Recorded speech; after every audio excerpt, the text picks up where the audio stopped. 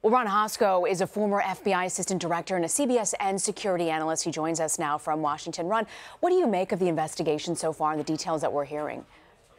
Well, first, Rena, and foremost, I think thank God for 28-year-old Ryan Nash, a well-trained NYPD officer who was able to stop this in its tracks when presented with what certainly appeared to him to be two weapons.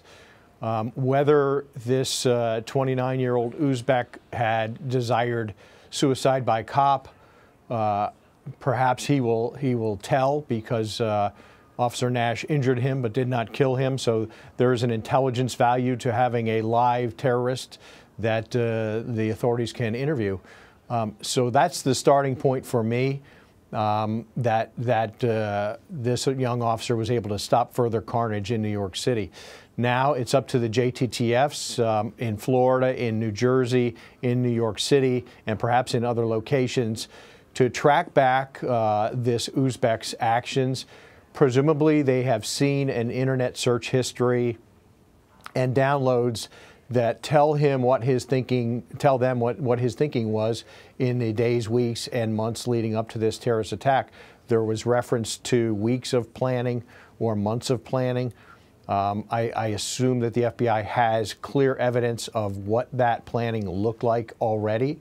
And as they interview family members and coworkers and friends and associates, they may get a better understanding of just what that planning looked like. You know, Rena, there was references to this subject in the press conference. It sounds like he was not the subject of a prior FBI investigation, but that he had been in contact with subjects of FBI investigation. That's an important distinction.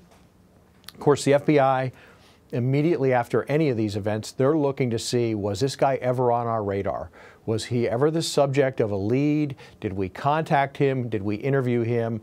And it sounds as though he was not that sort of a main subject, but it was a reference. And that reference means there was some intelligence value in the FBI's holdings, that perhaps he was talking to somebody that the FBI had on their radar. He was in contact with them. His phone number was in common with that of a subject of an FBI investigation. So they will explore that. They will look to see, should we have looked harder at him? And we've heard talk of this post 9/11 of phone hops. The FBI may be looking at your phone, but then they may stop looking at, you know, who's in that circle out from you that you're in touch with, and a second hop out that those people are in touch with. And there's been much discussion about this in Congress, about how far can and should the FBI go. Those conversations may come back up again.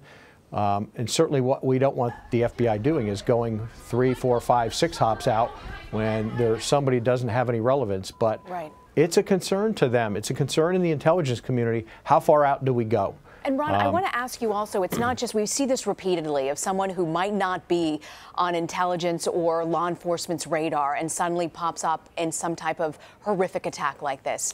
These lone wolves, how do you prevent them? And we have this conversation over and over again, but what different approach could law enforcement take when you're trying to crack down on something like this? Yeah, I think, Rena, there is a legitimate discussion taking place that you know, is about what is a lone wolf? How lone are they?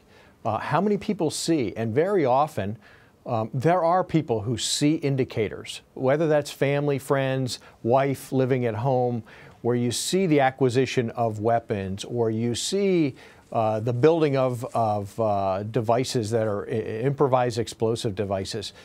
And you wonder, are they really lone? And the answer is very frequently they are not. Yeah. That there are those indicators. And it's why you very often hear, see something, say something. We heard it at the press conference earlier today, that there are indicators that suggest someone is engaging in something that is contextually inappropriate, whether that's acquisition of weapons or as we had these discussions weeks ago about the attacker, the murderer, the terrorist murderer in Las Vegas, who was getting ammonium nitrate, had it in his vehicle, was acquiring tannerite, putting it in his vehicle. There are these indicators, and it is why law enforcement is so desperate for friends, family, coworkers to be looking around and saying, look, there's something that's out of place here. Yeah. And I need to report that to someone. And those activities suggest this is not a lone wolf. This is a wolf that's in a pack. Right. And that there are others in the pack that are, potentially saying, hey, something's off. I need to tell law enforcement. And we heard this repeatedly in Las Vegas from authorities there, police officials saying, please let us know if you see something. I want to ask you, Ron, specifically about the note that was found in Saipov's truck in which he claimed loyalty to ISIS.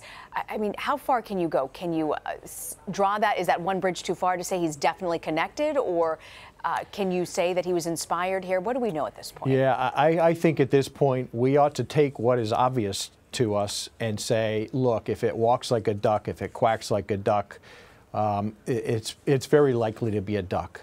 I don't know how many more clues he needs to give us before we say, hey, this certainly looks like it's ISIS inspired.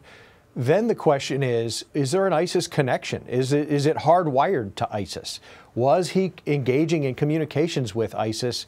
Were those communications something that law enforcement or the intelligence community could have intercepted or should have intercepted? Were they encrypted communications? That part we don't know, but it sure seems like a duck right now, and I think we ought to give it credit. This looks like at a minimum it's ISIS inspired. Whether it's ISIS enabled specifically by communications and some other provisions provided by an ISIS communicator, we'll know that hopefully in the coming hours and days. But I think this looks like it has ISIS DNA all over it. But I do want to ask you that President Trump blamed what he called the lottery systems for the suspect being in the U.S. What's he referring to there, and what do you make of this statement? Well, we know that the president's been very quick to tweet and comment on what appear to be and have been proven to be terror-inspired attacks around the world. And so he apparently tweeted that there's and we know that the president has great differences with our current immigration system. He's talked about extreme vetting. He has pushed forth guidance to cut off refugees from certain parts of the world, certainly, with coming from lawless states. And he wants to tighten up our immigration system. And apparently this Uzbek and Uzbekistan, make no mistake, has hardened jihadis in that country. There is a terrorist movement within Uzbekistan that is a serious terrorist organization. And I think he's using this as another example of how terrorists can come into the United States, whether they're terrorists at that moment or whether they come from lawless or countries that have significant terrorist groups in them. He has problems with that and is making reference to it. We don't know today whether this person came in on a visa that was, in effect, a lottery system to expand diversity among those who were coming into the United States, whether he was a terrorist at the moment or whether he walked in that direction in the last 7 years. Today, we don't know that. But certainly the president is looking to take advantage of those holes in our immigration system and try to find ways to plug those holes. Ron Hosko in Washington. Ron, thank you so much for your time. My pleasure.